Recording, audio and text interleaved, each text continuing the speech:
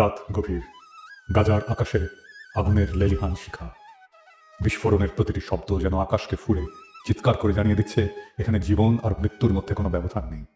কোনো না কোনো উসিলায় এই ইসলির যেই প্রধানমন্ত্রী আছে তার যদি পতন হইতো ভাই।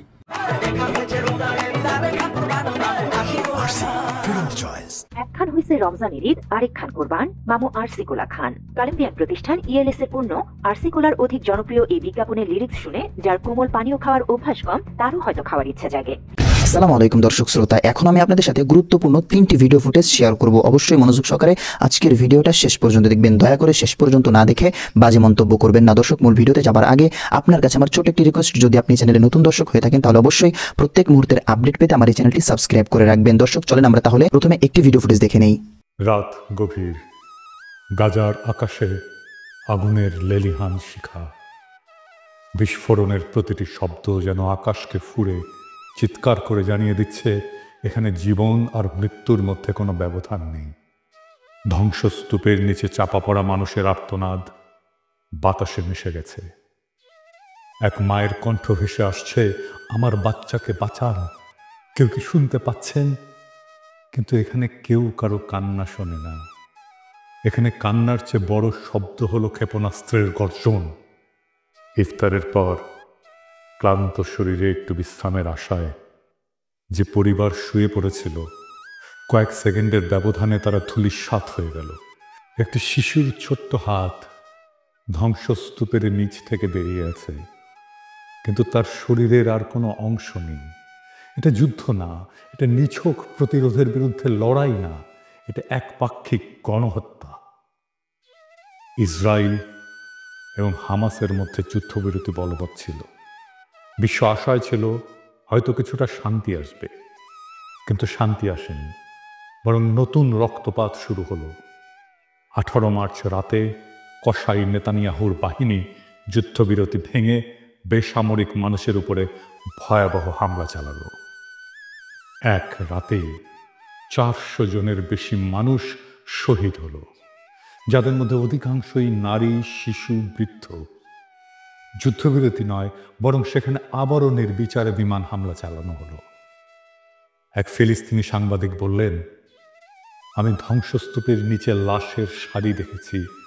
কিছু লাশ এতটাই ছিন্ন ভিন্ন যে চেনার উপায় নেই। একটা শিশুর কেবল মাথাটুকু খুঁজে পাওয়া গেছে। এটি কি কোনো সভ্যতার পরিচয় বহন করে? গাজার শিশুরা কোথায় যাবে? সমস্ত শিশুর স্বপ্ন এখানে এক ধ্বংসস্তূপ।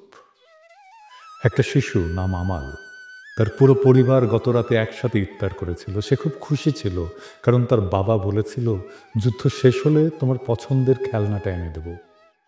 সেই রাতেই এক বোমা এসে তাদের ঘরটাকে মাটির সাথে মিশিয়ে দিল। আমাল বেঁচে আছে, কিন্তু তার বাবা মা নেই। তার ছোট ভাইটি তার হাত ধরে শুয়েছিল, কিন্তু এখন সে নিথর। গাজার প্রতিটি শিশুই এখন এতিম। তারা আর বাবা মায়ের গল্প শুনবে না, তারা আর স্কুলে যাবে না, তারা আর খেলতে পারবে না। তাদের জীবন এখন একটাই, জীবন থেকে পালাও। এই বর্বরতা কি প্যারিসে ঘটলে বিশ্ব চুপ থাকতো? আর যদি লন্ডন, নিউ ইয়র্ক বা প্যারিস, বার্লিনে এমন একটা হামলা হতো, তাহলে কি বিশ্ব এতটাই নিশ্চুপ থাকতো? যদি প্যারিসের শিশুদের উপরে বোমা ফেলা হতো, তাহলে কি জাতিসংঘ শুধু নিন্দা প্রকাশ করত?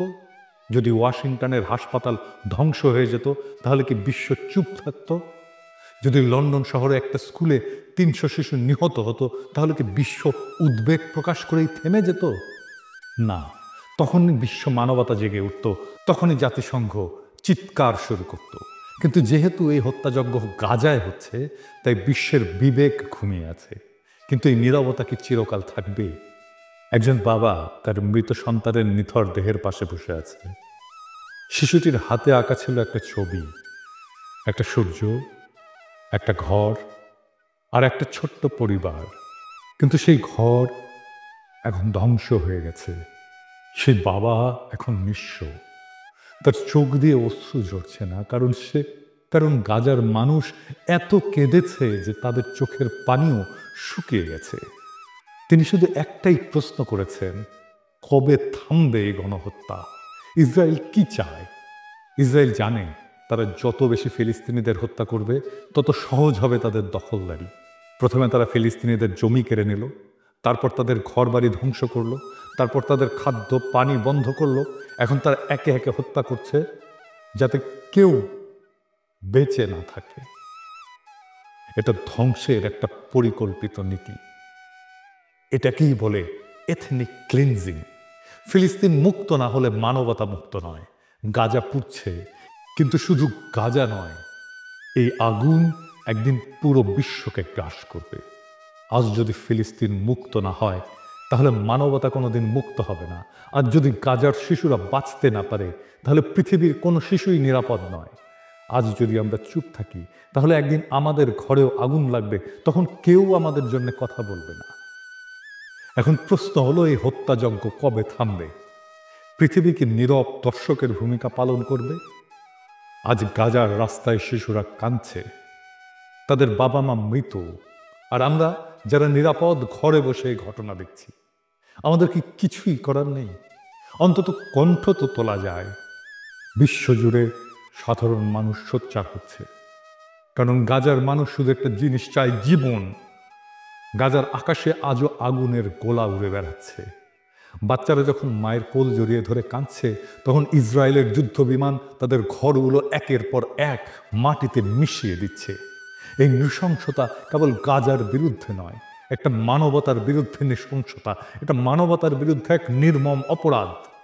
তাই আজ যারা আমার এই এপিসোডটি দেখছেন, তাদের সকলেরই মনে রাখা উচিত, গাজার মানুষ আজ আমাদের সাহায্যের জন্য চেয়ে আছে। আমরা কি চুপ থাকবো, নাকি তাদের পাশে দাঁড়াবো? পৃথিবীর বিবেক কি জাগবে, নাকি আরো হাজারো শিশু ধ্বংসস্তূপের নিচে চাপা পড়বে নিঃশব্দে? মাহমুদ নামের এক ছোট্ট ছেলেকে উদ্ধারকারী দল ধ্বংসস্তূপ থেকে বের করেছিল। তার নিথর দেহের পাশে ছিল একটা স্কুল ব্যাগ। ব্যাগের ভেতরে লেখা একটা ছোট্ট চিঠি, আম্মু, যুদ্ধ কখন শেষ হবে? আমি কি বড় হতে পারবো? আমি ডাক্তার হতে চাই। এই চিঠির উত্তর কে দেবে? ইসরায়েল, আমেরিকা, জাতিসংঘ, নাকি সেই বিশ্ব যারা শুধু চোখ বন্ধ করে রাখে? মাহমুদ আর বড় হবে না। গাজার ফাতেমা আর কখনো লাল জামা পরবে না। এই ধ্বংসস্তূপের নিচে চাপা পড়েছে শুধু গাজার মানুষ নয়, চাপা পড়েছে বিশ্ব মানবতা। যদি আজ ফিলিস্তিন মুক্ত না হয়, তবে পৃথিবীর কোনো মানুষই মুক্ত নয়। যদি এক জাতিকে নিশ্চিহ্ন করা যায়, যদি শিশুদের নির্বিচারে হত্যা করা যায়, যদি কারো ভূখণ্ড দখল করে পুরো একটা জনগোষ্ঠীকে শরণার্থী বানিয়ে ফেলা যায়, আর বিশ্ব কিছুই না বলে, তবে সেই বিশ্বে একদিন কেউ নিরাপদ থাকবে না। ফিলিস্তিনের লড়াই শুধু ফিলিস্তিনিদের নয়, এটা পুরো মানবতার লড়াই। কিন্তু একদিন সেই ধ্বংসস্তূপের নিচ থেকে যেদিন নতুন ফিলিস্তিন জন্ম নেবে, যেদিন প্রতিটি শহীদ শিশুর নাম স্মরণ করা হবে, যেদিন মানবতা আবার মাথা তুলে দাঁড়াবে, সেদিন আমরা গলা উঁচিয়ে বলবো, ফিলিস্তিন মুক্ত হয়েছে। আর সেদিনই মানবতা মুক্ত হবে। ফিলিস্তিনের স্বাধীনতা ছাড়া আমাদের স্বাধীনতা অর্থহীন। একদিন ঠিক ফিলিস্তিন মুক্ত হবে।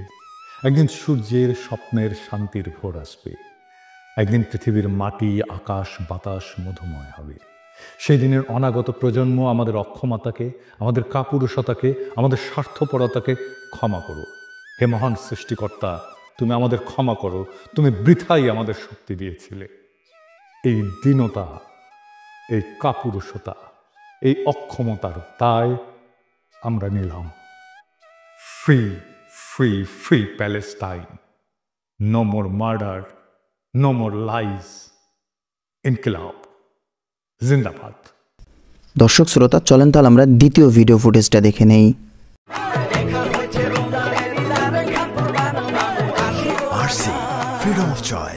একখান হইছে রমজানের ঈদ, আরেকখান কোরবান মামু আরসিকোলা খান।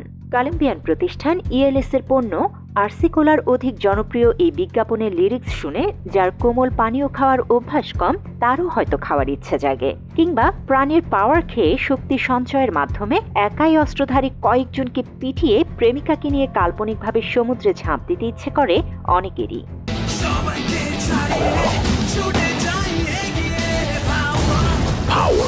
চুমুকি অ্যাকশন। কল্পনা বাস্তবে পরিণত হোক কিংবা না হোক, বাজারে প্রচলিত সব ধরনের কোমল পানীয় খেলে শারীরিকভাবে ক্ষতির সম্মুখীন হওয়ার সম্ভাবনাই বেশি। শুধু আরসি কোলা কিংবা পাওয়ার নয়, 7 আপ, কোকা কোলা, স্প্রাইট সহ সব কোমল পানীয়তেই কম বেশি ক্ষতিকারক উপাদান আছে বলে বাংলা এডিশনকে দেয়া সাক্ষাৎকারে জানান বাংলাদেশ মেডিকেল কলেজ ও হাসপাতালের বিভাগীয় প্রধান অধ্যাপক ডাক্তার এম তৌহিদুল হক। ড্রিঙ্কসের একটা ইতিহাস আমাদের জানা দরকার। ড্রিঙ্কসটা কী, কোত্থেকে আসলো, কেন আমরা খাই, এর উপকারিতা কী, অপকারিতা কী। আপনার কিন্তু এই কথাগুলো যদি আমি বলতে পারি, আপনার উত্তর কিন্তু অটোমেটিক চলে আসবে। সাক্ষাৎকারের শুরুতেই কোমল পানীয়ের ইতিহাস সম্বন্ধে তৌহিদুল হক বলেন, 1700 শতকে পশ্চিমা বিশ্বে কোমল পানীয়ের প্রথম বাজারজাতকরণ লক্ষ্য করা যায়। তখন পানি এবং লেবুর সংমিশ্রণে কোমল পানীয় তৈরি করা হতো। বিক্রেতারা তখন পিঠে লেবুর শরবতের পাত্র বহন করে মানুষের তৃষ্ণা মেটানোর ব্যবস্থা করত। ধীরে ধীরে বাণিজ্যিকরণের ফলে কোমল পানীয়তে ভেজাল মিশতে শুরু করে বলে জানান ডাক্তার তৌহিদুল হক। 2021 সালের দিকে এই ড্রিঙ্কস পরিবর্তিত হতে হতে পরবর্তীতে কি হলো, কোক, পেপসি, ফান্টা এইগুলোর পরিবর্তন হলো। এরা মডিফাইড ফর্মে, এরা পানির সাথে মিষ্টি তো দেয়, তার সাথে কিছু সুইটেনিং এজেন্ট, এবং এটা যেন নষ্ট না হয়ে যায়। আমরা যেগুলো এই যে প্রিজারভেটিভ ইউজ করি, এই প্রিজারভেটিভ ইউজ করে দিনের পর দিন, মাসের পর মাস এটাকে প্রিজার্ভ করে। কোমল পানীয় বা সফট ড্রিঙ্কস হলো মাদকবিহীন তরল। বেশিরভাগ কোমল পানীয়তেই কার্বন সমৃদ্ধ পানি, মিষ্টি জাতীয় পদার্থ সহ সুগন্ধযুক্ত পদার্থের উপাদান ক্যাফেইন থাকে। একটি 355 ml এর কোকের ক্যানে প্রায় 10 চা চামচের মতো চিনি থাকে। এই অতিরিক্ত চিনি দেহের উপকারের চেয়ে ক্ষতি বেশি করে। মাত্র 30% টাকায় জমির মালিক হয়ে নতুন বাংলাদেশের গড়ে তোলার স্বপ্ন দেখা বাংলা বসতি। অতিরিক্ত চিনি দেহে গ্লুকোজের মাত্রা বাড়িয়ে দেয়, ফলে দেহে ইনসুলিনের মাত্রা বেড়ে যায়, যা সবার জন্যই ক্ষতিকর, বিশেষত ডায়াবেটিস রোগীদের জন্য। আমরা যখন এই কোকগুলো বা যেই পানীয় খাচ্ছি, আসলে এটা ভীষণ চিনি মিশ্রিত। তার ফলে কি হচ্ছে, আমরা যারা খাচ্ছি, খাওয়ার পরে এবং যারা রেগুলার খাচ্ছি তাদের জন্য একরকম, যারা প্রথম অবস্থায় খাচ্ছি তাদের জন্য একরকম। প্রাথমিক অবস্থায় খেলে আমাদের তৃষ্ণা মিটে যাচ্ছে, ক্ষুধা মিটে যাচ্ছে, এবং পক্ষান্তরে কি হয়, বডিতে ইনসুলিনের চাহিদা বেড়ে যায়। তার মানে যাদের ডায়াবেটিস আছে তাদের এটি কিন্তু ডায়াবেটিস বাড়তে থাকবে, ইনসুলিনের চাহিদা বেড়ে যাবে। এছাড়া অতিরিক্ত চিনি ফ্যাট হিসেবে দেহে সঞ্চিত হয়, ফলে দেহের ওজন বেড়ে যায়। বিভিন্ন মানুষের মুটিয়ে যাওয়ার হার বাড়ার অন্যতম কারণ এই কোমল পানীয়, যার কারণে হৃদরোগ, বুক ব্যথা, শ্বাসকষ্ট সহ নানা ধরনের শারীরিক জটিলতাতেও ভুগতে পারে অনেকে। ডায়াবেটিসের জন্য আরও কমপ্লিকেশন, যেমন হার্টের অ্যাটাক, বুক ব্যথা, শ্বাসকষ্ট এগুলো হতে পারে। এবং এটা কি হয়, বারে বারে খেলে হয় কি, ক্ষুধামন্দা তৈরি হয়। পরীক্ষায় জানা যায় কোমল পানীয়ের কৃত্রিম চিনি মস্তিষ্ককে ভাবতে সাহায্য করে যে এটা মিষ্টি, ফলে অতিরিক্ত শর্করার প্রতি মানুষের মস্তিষ্ক উত্তেজিত হয়। কোমল পানীয়তে ব্যবহৃত কার্বন ক্যালসিয়ামের পরিমাণ কমিয়ে দেয়। ক্যালসিয়াম মানুষের হাড়ের জন্য অত্যন্ত উপযোগী উপাদান, তাই দীর্ঘদিন ধরে ক্যালসিয়ামের পরিমাণ কম থাকলে হাড় ক্ষয় হয়ে যায়, যাকে বলা হয় অস্টিওপোরোসিস। অন্যদিকে ক্যাফেইন শরীরের ক্যালসিয়ামের পরিমাণ কমিয়ে দেয়, সেই সঙ্গে মানবদেহের কেন্দ্রীয় স্নায়ুকে উত্তেজিত করে, ফলে মানসিক উত্তেজনা বেড়ে যাওয়ার কারণে নিদ্রাহীনতার সমস্যা দেখা যায়। প্রিজারভেটিভ থাকে এবং এটা উত্তেজক হিসাবে কাজ করে, এবং আমরা আপসেট হয়ে যাই অনেক সময়, এবং দেখা যায় কি মানুষের ঘুম, নিদ্রা এটা কিন্তু বেড়ে যায়। এমনকি খাওয়ার রুচি পর্যন্ত নষ্ট হয়ে যায়, পেটের মধ্যে একটা গ্যাস ভাব হয়। আপনারা দেখবেন এমন ধরনের একটা প্রিজারভেটিভ দেওয়া আছে, খাওয়ার সাথে সাথে কিন্তু ঢেকুর হবে, গ্যাস হয়ে বের হয়ে যাবে। অর্থাৎ উপকার একটাই দেখছি, পানি শূন্যতা কমাচ্ছে, ঢেকুর হয়ে বেড়ে যাচ্ছে। পক্ষান্তরে যদি আমরা কন্টিনিউ খেতে থাকি, দেখা যাচ্ছে পেটের মধ্যে গ্যাস তৈরি হবে, ঢেকুর দেওয়ার ইচ্ছা হবে, ক্ষুধামন্দা হবে, পেটের চামড়াগুলো ব্যথা, পেনফুল হয়ে যায়, অনেক সময় প্যানক্রিয়াটাইটিসের মতো জিনিস তৈরি হয়। এসব ছাড়াও কোমল পানীয় খেলে শারীরিকভাবে নানা ধরনের ক্ষতি হতে পারে মানবদেহের। কোমল পানীয়তে সোডিয়াম বেনজোয়েট পদার্থের অস্তিত্ব রয়েছে। ইংল্যান্ডের শেফিল্ড বিশ্ববিদ্যালয়ের একদল গবেষক আবিষ্কার করেছেন সোডিয়াম বেনজোয়েট ডিএনএ ক্ষতিগ্রস্ত ও কর্মক্ষমতা হ্রাসে সহায়ক ভূমিকা পালন করে। সফট ড্রিঙ্কস দেহে অক্সিজেনের পরিমাণ কমিয়ে ক্যান্সারের ঝুঁকি বাড়ায়। ক্যারামেলের রং দৃশ্যমান করতে সফট ড্রিঙ্কসে পলিইথিলিন গ্লাইকোল নামে যে রাসায়নিক উপাদান ব্যবহার করা হয় তা ক্যান্সার সৃষ্টির জন্য দায়ী। এর মধ্যে অনেক ধরনের অ্যাসিড থাকে, সাইট্রিক অ্যাসিড এবং ফসফরিক অ্যাসিড, এই ধরনের অ্যাসিড থাকে। যখন আমরা খাচ্ছি, বারে বারে রেগুলার খেলে কি হয়, এই অ্যাসিডগুলো সমস্ত জিআই ট্র্যাক্টের মধ্যে চলে আসে, অর্থাৎ পেট থেকে বের হয়ে মুখ পর্যন্ত এইগুলো চলে আসে। তারপরে অ্যাসিড রিফ্লাক্স হতে পারে, পেপটিক আলসার ডিজিজ হতে পারে, যাদের নাই তাদের হওয়ার সম্ভাবনা থাকে।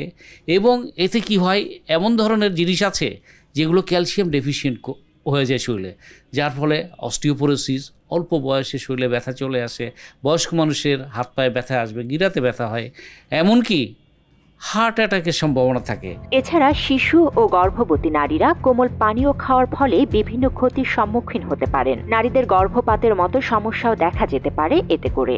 শিশুদের কিডনি বিকল হয়ে যাওয়ার আশঙ্কা রয়েছে। প্রেগনেন্টদের ক্ষেত্রে বিভিন্ন ধরনের অসুবিধা হয়। বাচ্চাদের ক্ষেত্রে কিডনি বিকল হওয়ার পরিসংখ্যান আমরা পেয়েছি, এবং মহিলাদের ক্ষেত্রে গর্ভপাত হওয়ারও সম্ভাবনা থাকে। সুতরাং আমাদের খাওয়ার ক্ষেত্রে খুব কশাস হতে হবে। এসব ক্ষতির কথা মাথায় রেখে কোমল পানীয় কি তবে একেবারেই খাওয়া উচিত নয়? এমন প্রশ্নে ডাক্তার তৌহিদুল হক বলেন, মাঝে মধ্যে পরিমাণে কম খাওয়া যেতে পারে। আমরা ড্রিঙ্কস খাবো অবশ্যই, মাসে যদি একবার দুইবার বা সপ্তাহে একবার খেলেও চলবে। আপনি যদি রেগুলার কন্টিনিউয়াস খান, আপনার হজম হচ্ছে না বলে আপনি খেতে থাকবেন, এটা কিন্তু ওয়াইজ না। পাশাপাশি কোমল পানীয়র মান রক্ষার্থে উপায় বাতলে দিয়েছেন ডাক্তার তৌহিদুল হক। সিগারেটের গায়ে যেমন লেখা থাকে ধূমপান স্বাস্থ্যের জন্য ক্ষতিকর, তেমনি সফট ড্রিঙ্কস উৎপাদনকারী প্রতিষ্ঠানগুলোকেও এমন সতর্কতামূলক প্রচারণা চালানোর আহ্বান জানান তিনি। একই সঙ্গে স্বাস্থ্যকরভাবে কোমল পানীয় উৎপাদন করারও আহ্বান করেন তৌহিদুল হক। ধূমপানের ক্ষেত্রে বলা আছে ধূমপান স্বাস্থ্যের জন্য ক্ষতিকর, তা জেনেও কিন্তু আমরা অনেক টাকা দিয়ে খাচ্ছি। সেই ক্ষেত্রে ড্রিঙ্কসের ক্ষেত্রে আমাদের এরকম একটা নিয়ম থাকা উচিত। আমরা বলবো স্বাস্থ্যসম্মত উপায়ে যত মিনিমাম প্রিজারভেটিভ, যত মিনিমাম অ্যালকোহল ইউজ করা যায় সেইগুলো দিয়ে করলে অবশ্যই আমার দেশের জনগণ শুধু না, পৃথিবীর সমস্ত মানুষ কিন্তু উপকৃত হবে এবং সুস্থ সবল অবস্থায় জীবনযাপন করতে পারবে। জনস্বাস্থ্যের কথা বিবেচনায় রেখে অতিরিক্ত ক্ষতিকারক কোমল পানীয় প্রতিষ্ঠানের বিরুদ্ধে মনিটরিং এর মাধ্যমে উপযুক্ত ব্যবস্থা নেবে রাষ্ট্র, এমন প্রত্যাশা সাধারণ মানুষের। যদি কোনো কোম্পানি মনে করে আমি এখানে প্রিজারভেটিভ দেবো না, আমার যা দৈনিক সেল সেই পরিমাণে বানাবো, তাহলে কিন্তু অনেক সময় অনেক কোম্পানি লস করতে পারে। সেই ক্ষেত্রে গভর্নমেন্টের কিছু দিক নির্দেশনা থাকবে যেন লস না হয়, সে যেন ব্যবসা টিকিয়ে রাখতে পারে, তার কর্মীদের বেতন দিতে পারে, এইগুলো কিন্তু মাথায় রাখতে হয়। দর্শক শ্রোতা, চলেন আমরা তাহলে আজকের শেষ ভিডিওটা দেখে নেই। যখন আপনি একটা সমুদ্রের মধ্যে ভাসমান আছেন, চারদিকে অথই পানি, বেঁচে থাকার কোনো আশা নাই, তো একটা কাঠের টুকরো যদি দেখেন এক হাত, আপনি এটাকে আঁকড়ে ধরার চেষ্টা করবেন বেঁচে থাকার জন্য, একটা ক্ষীণ আশা দেখবেন যে আল্লাহ চাইলেই হয়তোবা এই কাঠের টুকরে আপনাকে বাঁচাইতে পারে। মনের মধ্যে তাৎক্ষণিক এই ফিলিংসটা আসবে। তো আমারও অনেকটা এরকমই আসে, কোনো না কোনো উসিলায় এই ইসলির যেই প্রধানমন্ত্রী আছে তার যদি পতন হইতো ভাই, তবে এই যুদ্ধকে কেন্দ্র করে তার যে পতন হবে না সেটা তো নিশ্চিত।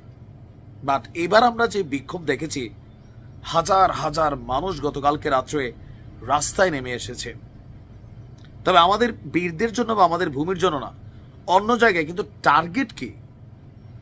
এখনই সময় এই এক নায়ককে উৎখাত করার সময় বলে স্লোগানে কাঁপছিল ইসলির রাজধানী।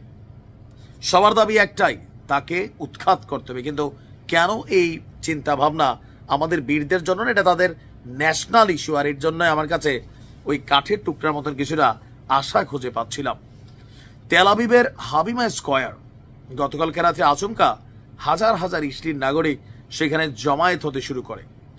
টাইমস অফ ইসলির এক প্রতিবেদনে বলছে আপনার যে হাজার হাজার মানুষ বিক্ষোভে অংশ নেওয়ার মেইন কারণ হচ্ছে আপনার নিহুর পক্ষ থেকে অ্যাটর্নি জেনারেল গালি বাহারা মিয়ারা এবং ইসলির গোয়েন্দা সংস্থা শিন বেতের প্রধান রৌনেক বারকে অপসারণের পরিকল্পনা।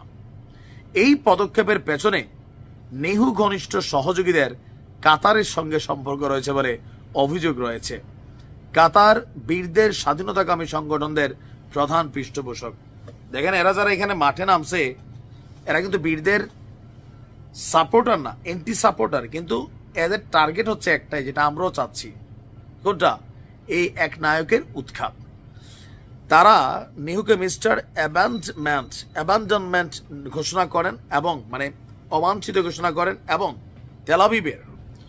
তেল আবিবের জাতীয় থিয়েটার ভবনের দেয়ালে এই বার্তা তারা প্রদর্শন করেন। এই প্রতিবাদ সমাবেশের আয়োজন করে প্রোটেক্টিভ ওয়াল ফর ইসলি নামক একটা সংগঠন।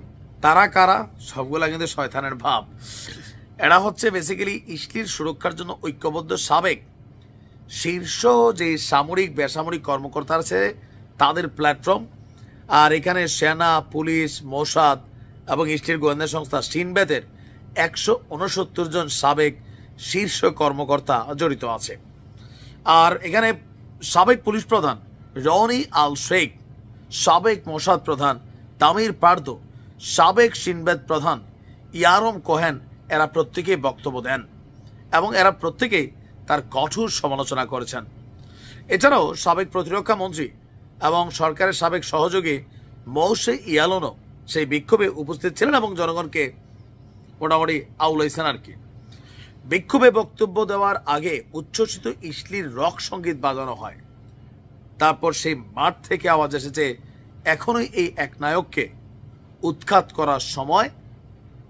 আবার আরেকটা হয়েছে কি, গতকালকে যেটা হয়েছে, আমরা যখন এই নিউজটা করছি, যাদের পরিবার বীরদের কাছে আটক আছে তাদের পরিবার এবং বন্ধু স্বজনরা এই যে যুদ্ধবিরতিটাকে লঙ্ঘন করলো, অভিযান চালানো, এটার বিরুদ্ধে কিন্তু তারা রাস্তায় নেমেছে। তবে তারা অনেক দুর্বল একটা টিম।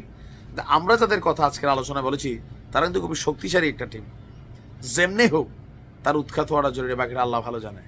ভালো থাকুন। তো প্রিয় দর্শক, আজকের ভিডিও পর্যন্তই ছিল। দেখা হচ্ছে পরবর্তী কোনো আপডেট ভিডিওতে। সে পর্যন্ত সুস্থ থাকবেন, ভালো থাকবেন, আমার জন্য দোয়া করবেন। আসসালামু আলাইকুম রহমতুল্লাহি তাআলা ওয়া বারাকাতুহু।